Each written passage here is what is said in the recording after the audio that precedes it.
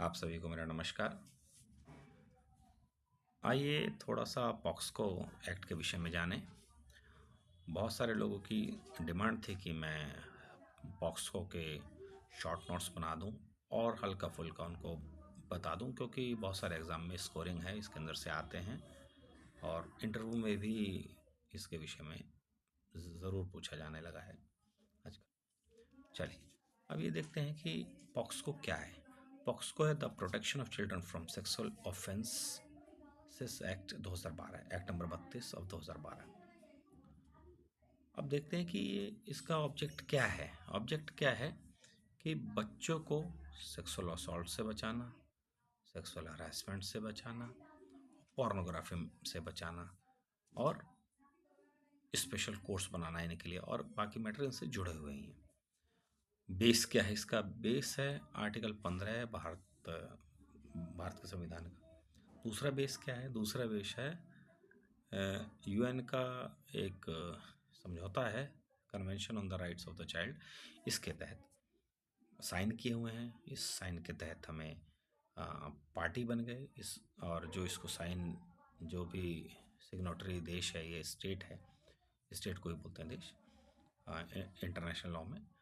तो वो बच्चों को सेक्सुअल एक्टिविटीज़ से, सेक्सुअल प्रैक्टिसेस से, चाहे वो प्रोस्टिट्यूशन हो या और किसी चीज़ का हो या पोर्नोग्राफी, इनसे बचाने के लिए जिस स्टेट ने साइन किए हैं उसको कोई ना कोई रूल बनाने ही होते हैं। इस वजह से हमारा रूल आया है, क्योंकि भारत के संविधान में तो वो आर्टिकल 15+3 तो पहले से ही है। तो हमने जब साइन किया उसके बाद हमने बनाया है। खैर, अच्छा, मेनली ये 12 की प्रिंसिपल पे काम है इसका, पर हम ये तो हमारे एक्ट वगैरह में भी लिखा है, वो उससे देखिए, ऐसे सवालों को पूछा नहीं जाता। अब देखते हैं क्या है। अब बात है चैप्टर 2 पर। चैप्टर 2 है, वो कहता है कि sexual offences against children section. Chapter 2 कहता है, चैप्टर 2 में ए से लेकर ई तक है, और ए वाले पार्ट में डेफिनेशन है, सजा है, इसी प्रकार से डेफिनेशन, सजाएं वगैरह दी हुई हैं, उनके विषय में भी आएंगे। लेकिन अगर जो हम सीरीज सेक्शन 1 से स्टार्ट करें और ऐसे ही देखते रहें तो बड़ा हार्ड हो जाता है ये सबको याद करना या आंसर देना। इसीलिए मेरी इंटेंशन ये है, मेरा ऑब्जेक्ट ये है कि मैं आप लोगों को एक सीक्वेंस वाइज में ना जाके ऐसे बताऊं कि आप लोगों को कुछ समझ आ जाए और एग्ज़ाम को इजी क्रैक कर सके, क्योंकि जब एग्ज़ाम आता है तो इंटर लिंकेज है वो हमारे दिमाग में रहती है, सीक्वेंसिंग हमें याद नहीं रहती है। आइए स्टार्ट करते हैं। ये केस है, केस में कोई माइनर है, विक्टिम है, तो वो जिसके किसी बल में सोता है, तो उस माइनर विक्टिम के लिप्स को कोई जो व्यक्ति है उसको प्रेस कर देता है। तो ये देखा गया कि ऑफेंस है नहीं है। अब मैं ज़्यादा फैक्ट के विषय में तो नहीं जाऊँगा, पर इस केस में ये देखने वाली बात थी कि सेक्सुअल, सबसे पहले कोई भी ऐसा केस आता है पॉक्सको का, तो देखना है सेक्सुअल असॉल्ट हुआ है या नहीं हुआ है। तो देखिए, सेक्सुअल असॉल्ट होने के लिए क्या है? हुएवर, कोई भी with sexual intent, sexual intention होनी चाहिए। सेक्सुअल इंटेंशन से छूता है वजाइना, पेनिस, एनस और ब्रेस्ट ऑफ द चाइल्ड, और makes the child touch the vagina, penis, anus और ब्रेस्ट ऑफ सच पर्सन और एनी अदर पर्सन। चाहे छूता है या उसको कोई किसी और को छूने के लिए उसको मजबूर करे या कहे, और does any other act with sexual intent which involve physical contact without penetration। तो ये सेक्सुअल असॉल्ट में आ गया, छूना या physical contact without penetration. Penetration में तो कुछ और हो जाएगा, वो भी आगे देखेंगे। अब सेक्शन 10 कहता है पनिशमेंट क्या होनी चाहिए इसके लिए। एग्रेवेटेड सेक्सुअल असॉल्ट होने के लिए होने की पनिशमेंट चाहिए 5 साल, जो 7 साल तक भी बढ़ सकती है। आएंगे अभी एक एक, बस आप ये जान लीजिए कि सेक्सुअल असॉल्ट में इंटेंशन ज़रूरी है, क्या छूने की vagina, penis, anus, breast of the child, या किसी या बच्चे को किसी और का छूने के लिए कहा जाता है, या और भी कोई एक्ट जिसमें ऐसी इंटेंशन हो कि बच्चा विक्टिम फिजिकल कांटेक्ट में आए विदाउट पेनिट्रेशन। तो ये ध्यान रखें ये पॉइंट्स। अब आते हैं अगले पॉइंट पर। थोड़ा सा इससे और समझ आएगा। ये बड़ा फेमस केस रहा है अभी। केस, इसमें केस नहीं है, इसमें सुप्रीम कोर्ट ने डायरेक्शन दी है। बेंच थी DY चंद्रचूड़ साहब की, CJI साहब की, और जस्टिस JB पाडेवाला। उन्होंने ऑनलाइन जो चाइल्ड सेक्सुअल एक्सप्लॉयटेटिव मटेरियल है उसके विषय में उन्होंने बात कही। उन्होंने कहा चाइल्ड पोर्नोग्राफी शब्द इस्तेमाल की बजाय हम करें CSEAM, child sexual exploitative and abuse material. ये शब्द आप याद रखें, शायद ये एग्जाम में आए या आपके इंटरव्यू में आएगा, ध्यान रखें। तो अब देखते हैं क्या उन्होंने कहा कि कोई भी इस प्रकार की पोर्नोग्राफी आइटम रखना, अपने स्टोर करना, ये कंस्ट्रक्टिव पोजीशन मानी जाएगी। हम देखते हैं जरा इसके विषय में। सेक्शन 15 कहता है कि punishment for storage of pornography material involving child, any person who stores और possesses pornography material in any form, यानी ऑनलाइन भी आ गया, बट फेल्स टू डिलीट और डिस्ट्रॉय और report to the same to the designated authority. Delete नहीं कर रहा है, डिस्ट्रॉय नहीं कर रहा है, या किसी पुलिस अथॉरिटी या जो भी अथॉरिटीज है उसको रिपोर्ट नहीं कर रहा है, और इंटेंशन है उसकी शेयर करने की, किसी को ट्रांसमिट करने की, ऐसी सज़ा में 5,000 रुपये, और दूसरी बार हो तो 10,000 रुपये की सज़ा है। अगला देखते हैं। एनी पर्सन हु स्टोर्स और possesses pornographic material in any form, तो उसमें 3 साल की सज़ा है और जुर्माना भी है। यानी देखें 5,000 का जुर्माना, 3 साल की सज़ा, दोनों भी हो सकता है। और यदि कोई ऐसा इस्तेमाल जो ऐसा मटेरियल जो कमर्शियल पर्पस के लिए रख रहा है, 15(3) में कमर्शियल पर्पस, उसमें 3 से लेकर 5 साल की सज़ा है, फाइन है, और सब्सिक्वेंट यानी एक से अधिक बार होने पे 5 से 7 साल होनी चाहिए, हो जाएगी सज़ा। ठीक है, अब देखते हैं। देखिए एक एक करके सभी सेक्शंस को देखेंगे। मोस्ट ऑफ द सेक्शंस को हम देख लेंगे अब, लेकिन सीक्वेंस की बजाय इनमें देखें तो काफ़ी फ़र्क पड़ेगा आपको। एक बार आजमाइएगा। अब एक केस और था, एक मैटर है। अच्छा, केस के मैंने नाम इसलिए नहीं लिखे हैं क्योंकि जनरली इनके नाम ना तो मेंशन की ज़रूरत है, ना ये एज पर रूल भी इनके नाम मेंशन नहीं किए जाते। A वर्सेस B लिख देते हैं या कुछ और नाम दो, स्यूडोनेम से चालू कर देते हैं। चलिए, एक कोई केस है, इसमें ग्रैंडफादर था, उसने जो स्टेप ग्रैंडडॉटर थी, उसने, वो विक्टिम थी, तो उसने रिपोर्ट की इस मैटर को। तो इसमें बहुत सारे सेक्शंस इन्वॉल्व हुए, जैसे सेक्शन 4 क्या है, 3 क्या है, सेक्सुअल असॉल्ट क्या है, पेनिट्रेटिव सेक्सुअल असॉल्ट क्या है, एग्रेवेटेड सेक्सुअल असॉल्ट क्या है, फिड्यूशियरी रिलेशनशिप में असॉल्ट क्या है, और काउंसलिंग की क्या प्रोसीजर हो, देखते हैं। सेक्शन 3 कहता है कि अब सेक्सुअल असॉल्ट हुआ है कि नहीं हुआ है। असॉल्ट हुआ विदाउट पेनिट्रेशन, और पेनिट्रेटिव सेक्सुअल असॉल्ट उसकी तो अलग है, उसकी डेफिनेशन अलग है। सेक्सुअल असॉल्ट में पेनिट्रेशन नहीं होता, पेनिट्रेटिव सेक्सुअल असॉल्ट अलग है। कहता है कि सेक्शन 3 याद रखें, a person is said to commit a penetrative sexual assault if he penetrates और into vagina, mouth, urethra or anus of child, or makes the child to do so with him or any other person, or he inserts to an extent any object or a part of body not being the penis, चाहे किसी का भी insertion हो, penis हो या ना हो, कोई ज़रूरत नहीं है, और उसकी बॉडी को मैनिपुलेट करता है या माउथ अप्लाइज करता है, तो बच्चे ने शिकायत की कि अ, ये सब काम किए हैं उसने, इंसर्शन भी किया है उसने। तो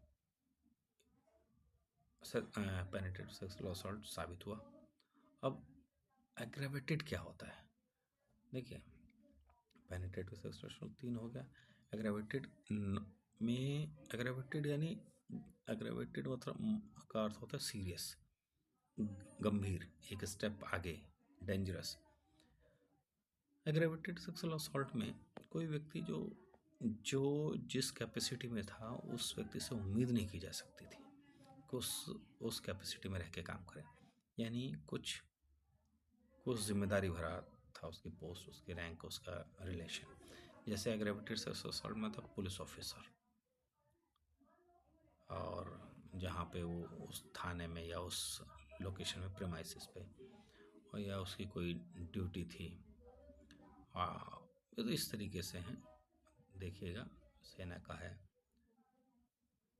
दूसरा आर्म फोर्सेस का है। तीसरा पब्लिक सर्वेंट है। चौथा मैनेजमेंट और स्टाफ ऑफ जेल है, रिमांड होम है, प्रोटेक्शन होम है। आप लोगों को कुछ केसेस याद होंगे, कुछ प्रोटेक्शन होम थे, वहाँ भी सेक्सुअल असॉल्ट की घटना फिल्म भी बनी है।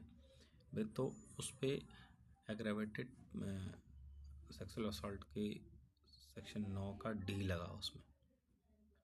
और स्टाफ, हॉस्पिटल का मैनेजमेंट है, स्टाफ है, और और भी हैं। और या गैंग रेप होता है बच्चे का, या गैंग सेक्सुअल असॉल्ट होता है, तो वो भी एग्रेवेटेड है। और भी हैं, देखते हैं एक एक करके। या या उसको, बच्चे को वो overcome sexual assault causing grievous hurt देता है, बॉडीली हार्म देता है, इंजरी करता है बच्चे को। और या बच्चा फिजिकली इनकेपेसिटेटेड है, मतलब या मेंटली इल है, और या बच्चे को HIV देता है, या कोई और लाइफ थ्रेटनिंग डिजीज़ देता है, इन्फेक्शन देता है, जो बच्चे के लिए डेंजरस हो सकता है, परमानेंटली इम्पेयर हो सकता है, या बच्चे की चाइल्ड और मेंटल फिजिकल डिसेबिलिटी का लाभ उठाता है। या याद रखें, एल जो है, एल वाला ध्यान रखें, whoever commits sexual assault on the child more than once repeatedly, ये सेक्शन याद रखना है जो मैंने हाईलाइट के पूछे जाते हैं। एग्रेवेटेड में ये भी आता है, एक से रिपीटेडली करने का। और एम में कहता है 12 साल से नीचे का। L M N, L M N ध्यान रखना, एल रिपीटेडली, एम 12 साल से नीचे, एन बच्चे का कोई रिलेटिव हो, चाहे अडॉप्शन में हो, चाहे मैरिज में हो, गार्डशिप में हो, या कोई और डोमेस्टिक रिलेशनशिप हो, इसमें रिलेटिव्स भी आते हैं। ठीक है, ध्यान रखें। तो ये एग्रेवेटेड होते हैं। एल एम एन 3 याद रखें, और भी हैं, एक बार आपको याद आ जाएगा, ऐसी बात नहीं है। अब देखते हैं पनिशमेंट क्या होती है। हमने एग्रेवेटेड की याद तो की, देखिए 9th की थी एग्रेवेटेड। और फिर हम करते हैं पनिशमेंट क्या एग्रेवेटेड की। नॉट लेस देन 5 से 7 साल तक है, 5 से 7 साल तक की सजा है। दूसरा क्या कहता है कि guideline for child to take, और गवर्नमेंट करती है, गवर्नमेंट ने सेक्शन 39 में गवर्नमेंट को डायरेक्शन दी है कि कोई NGOs हैं, स्टेट गवर्नमेंट है, ऐसी NGO के लिए ऐसी गाइडलाइन बनाई, या कोई भी प्रोफेशनल एक्सपर्ट्स हैं जिसको psychology, social work, physical health, mental health, child development से रिलेटेड हो, pre trial and trial stage पर असिस्ट करें। ये ध्यान रख लेना कौन कौन से हैं। Psychologist, social worker, physical health, mental health, यानी साइकेट्रिस्ट, जो बच्चे की हेल्प कर सके। क्योंकि इस केस में ऐसा था, वो बच्ची ज़्यादा एक्सपोजर नहीं थी समाज के सामने, तो उसे कुछ मालूम भी नहीं था। तो ये ऐसे को असिस्ट करने के लिए कोई NGO आ सकता है। इसलिए आप कोर्टों में जाएंगे तो जहाँ ये मामलों की सुनवाई होती है, पॉक्सो की स्पेशल कोर्ट्स हैं, वहाँ हेल्प करने के लिए एडवोकेट्स, एनजीओ के लोग, सोशल वर्कर वगैरह होते हैं। अच्छा, सेक्शन 40 में बच्चे का भी राइट है लीगल प्रैक्टिशनर लेने का। ओके, और जो उनकी स्थिति ऐसी नहीं है, चाहे स्थिति जैसी भी हो वैसे भी मिलता ही है। अब देखते हैं सेक्शन 19 केस 4 में देखते हैं। जैसे एक कोई मैटर था, उसके अंदर डॉक्टर को ये नहीं पता था कि उसके साथ क्या हुआ, डॉक्टर को मालूम नहीं था। तो डॉक्टर ने उस जो उसके साथ असॉल्ट हुआ उसकी इन्फॉर्मेशन को आगे बताया नहीं, किसी को रिपोर्ट नहीं किया, ना तो पुलिस अथॉरिटी को, ना ही किसी भी डेजिग्नेटेड पर्सन को। अब लेकिन अब ये कहा गया, अब उसने ये प्ले की ली कि मुझे मालूम नहीं था, और तो मैटर ये था कि मालूम है कि नहीं। अब हम तो ये जानना, हमें तो हमारा मतलब तो ये है कि हम सेक्शन को जान सकें। तो उस सेक्शन 19 में है क्या, ऐसे मैटर वो इज एप्रीहेंशन दैट ऑफेंस हुआ है, इस एक्ट के तहत ऑफेंस हुआ है, और नॉलेज है,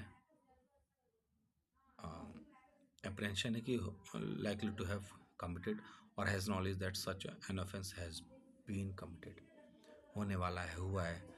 तो वो special juvenile police, local police या उनको देगा, चाहे shall be ascribed an entry number करेगा। जब वो इन्फॉर्मेशन देगा तो ऐसी रिपोर्ट को लिखा जाएगा, रीड करके सुनाया जाएगा, एंट्री बुक में एंटर करेंगे, ये सब है। और जब भी वो ऐसी इन्फॉर्मेशन देगा तो जो भी स्पेशल जुवेनाइल पुलिस है उसको इमीडिएट अरेंजमेंट करने पड़ेंगे केयर एंड प्रोटेक्शन के, उस विक्टिम के या जो विक्टिम होने वाला है। शेल्टर होम के, नियरेस्ट हॉस्पिटल में 24 घंटे के भीतर, ध्यान रखें ये बात, आ सकता सवाल। ठीक है, 19(5) में 19(5) ध्यान रखें, डिले नहीं होना चाहिए। कोर्ट ऑफ सेशन को भी कर सकते हैं, special juvenile police, local police without unnecessary delay within the period 24 hour report of the matter to CWC special court, और जहाँ स्पेशल कोर्ट नहीं है वहाँ सेशन कोर्ट को इन्फॉर्मेशन देनी ज़रूरी है। नो पर्सन शैल इनकर एनी लाइबिलिटी वेदर सिविल और criminal for giving information in good faith. मान लीजिए किसी व्यक्ति ने दे भी दिया ऐसी इन्फॉर्मेशन और वो इन्फॉर्मेशन सही नहीं निकली, पर उस व्यक्ति को लगता था हाँ ऐसा हो सकता है, तो उस व्यक्ति के खिलाफ कोई लाइबिलिटी नहीं होगी, सिविल या क्रिमिनल। अच्छा, जिनकी जिम्मेदारी है उसको रिपोर्ट करने की या मैटर को रिकॉर्ड करने की और फेल हो जाते हैं, वो फेल्स, उनकी सजा 6 महीने और फाइन दोनों हो सकती है। और किसी any person being in charge on any company और इंस्टीट्यूशन फेल होता है तो साल भर की सज़ा हो सकती है। यानी देखिए, गवर्नमेंट ऑफिस में गवर्नमेंट ऑफिस कह रहा हूँ, गवर्नमेंट इंस्टीट्यूशंस में जो जहाँ पे माइनर आते हैं वहाँ उन्होंने इन्फॉर्मेशन देनी इसलिए ज़रूरी है वरना उनको सजा होती है। और स्कूल वगैरह में ऐसे ऑफेंसेस हैं तो आप न्यूज़पेपर में